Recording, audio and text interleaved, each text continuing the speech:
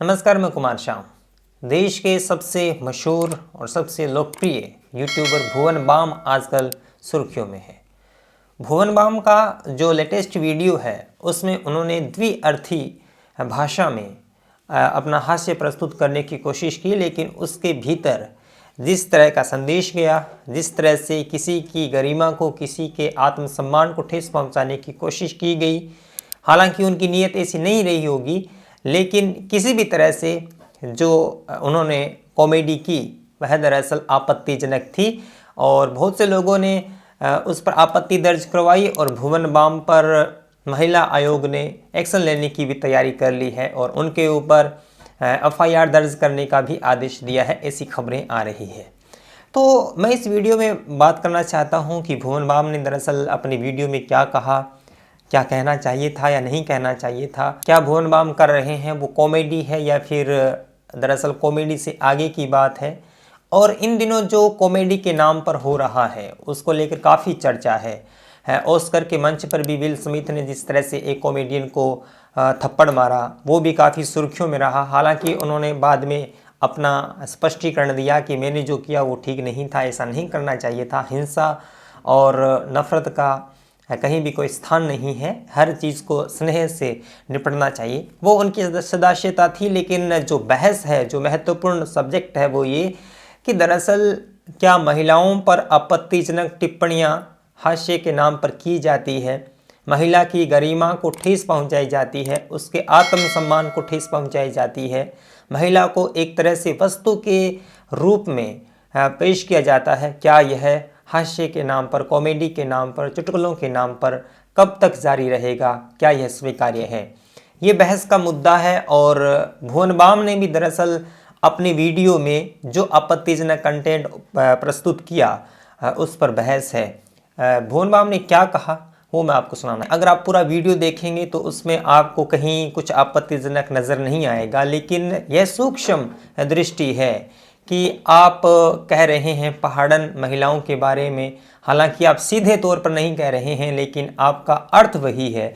और उसको लेकर जो पहाड़न महिलाएं हैं, क्या वह वस्तु है, क्या वह मतलब जो भी इन्होंने टिप्पणी की है इसको लेकर आपत्ति है। और महिला आयोग ने और स्त्रीवादी जो महिलाएं हैं जो इस बहस में रुचि रखती हैं वो ये आलोचना कर रही है भुवन बाम की कि इनका यह पहला वीडियो नहीं है, इन्होंने अनेक मर्तबा ऐसी बातें कही हैं महिलाओं के बारे में।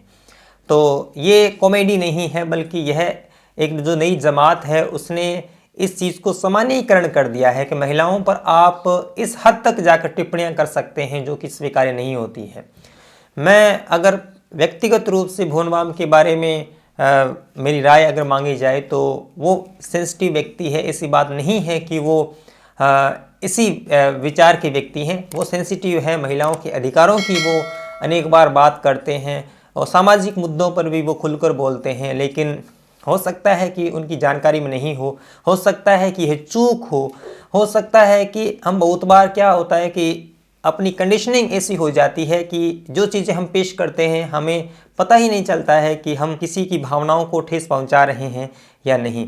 तो यह असावधानी से भी हो सकता है, लेकिन एफआईआर दर्ज करने से पहले, कोई कार्रवाई करने से पहले या किसी भी कॉमेडियन पर, किसी भी व्यक्ति पर इस तरह की कार्रवाइयाँ होती है तो भले ही हो सकती है, मैं कार्रवाई के भी खिलाफ नहीं हूँ, लेकिन मेरी रुचि इसमें अधिक है कि इन लोगों को समझाया जाए। इन्हें सामाजिक ज्ञान की आवश्यकता है, इन्हें जो लैंगिक डिस्क्रिमिनेशन है समाज के अंदर उसकी समझ होना बहुत ज़रूरी है।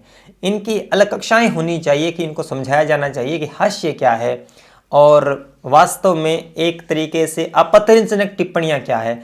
इन तमाम चीज़ों की जानकारियाँ, इन चीज़ों की शिक्षा इनको होनी चाहिए। और यह शिक्षा केवल इन्हीं को नहीं बल्कि स्कूली शिक्षा में भी इस तरह की चीज़ें जोड़ी जानी चाहिए कि व्यक्ति जब बड़ा हो तो उसके भीतर तमाम चीज़ों की जानकारियाँ हों।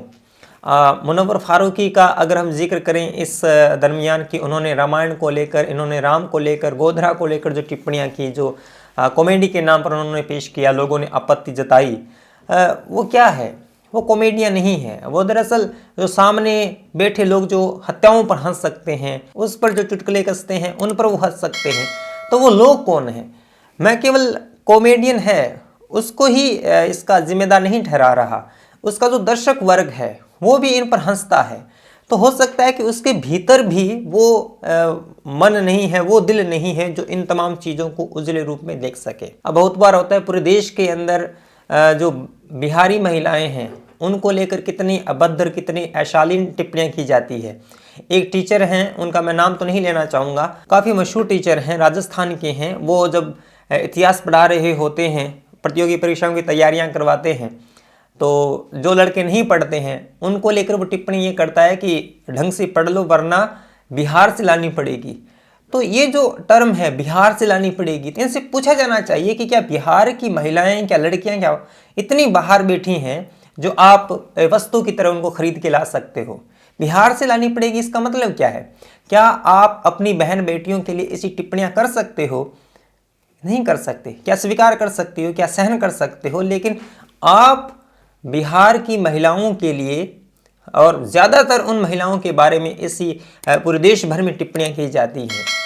लेकिन इसलिए टिप्पणियां की क्योंकि ये बड़े मशहूर शिक्षक हैं।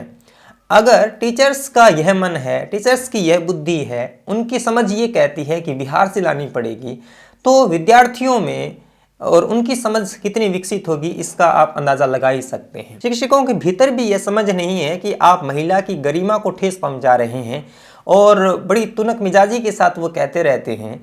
तो आप विद्यार्थियों से और उनसे पढ़कर जाने वाले बच्चों से ये उम्मीद नहीं कर सकते कि आने वाले समय में महिलाओं के प्रति इतने संवेदनशील हो कि उसकी गरिमा को संरक्षित रखा जा सके। मुद्दा केवल भुवन बाम नहीं है, मुद्दा है भुवन बाम समेत अनेक लोग जो महिलाओं को एक वस्तु की समान पेश करते हैं और महिलाओं पर अभद्र टिप्पणियां करते हैं। उनको न जाने किन किन उपमाओं से, किन किन उपाधियों से नवाजते हैं जो कि आपत्तिजनक होता है। मुद्दा ये है और ये बंद होना चाहिए।